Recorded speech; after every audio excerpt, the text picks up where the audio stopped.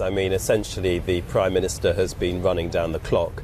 The problem that we've got here in the UK at the moment is that we've got two big old established parties which are deeply divided. They're not doing their jobs with a huge amount of competence, and they're failing to provide the leadership that the country needs.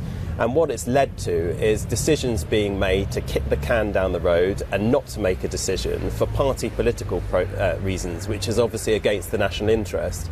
At least what we're having now, as we're less than 20 days from Britain's scheduled exit from the EU, is the fact of diary dates forcing a decision. And what actually needs to happen this week and in the next week to come is that we have an indicative vote process where all the different Brexit options are put on the table. The House of Commons votes on them to determine where the majority of opinion lies, and then ultimately my group, that I'm a part of, the independent group, we're demanding that actually that gets put back to the people so that they can make a decision ultimately. Because with gridlock in that place over there, you've got to bring the people back into the story. In your view then, how soon can those indicative votes happen if we're scheduled to have a meaningful vote to use the parlance tomorrow night? Potentially then the Prime Minister has made an assurance that she'd offer a second vote on the Wednesday, and again, if that passes in a certain way, she would have a third one on the Thursday. How soon do you envisage having these indicative votes where Parliament's able to express its will? Well, just to go through the sequence of events. So tomorrow the Prime Minister is putting this vote on whether or not we accept her deal to Parliament. As you said, it's highly likely that's going to be rejected.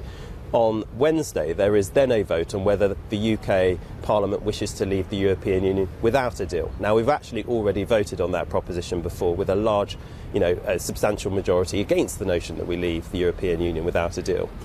She's then therefore going to have a third vote on Thursday as to whether or not we should go to the European Union and ask for an extension to the Article 50 process. Now, even if her deal was to go through, we don't actually have enough time to process all the legislation that needs to go through both houses of Parliament in time for the 29th of March.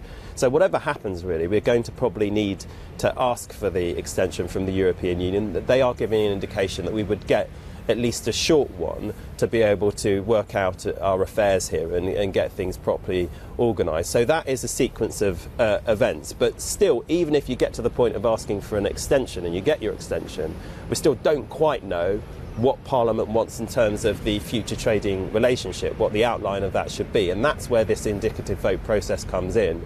And you put the options of a customs union, maybe a customs union and being in the European Economic Area, and potentially referring it back to the people with the option to stay in the European Union. That's where that comes in and where we need to vote to determine where the majority opinion lies.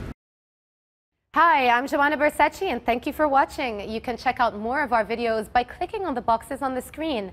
And don't forget to subscribe to our channel for more from CNBC International. Thank you for watching.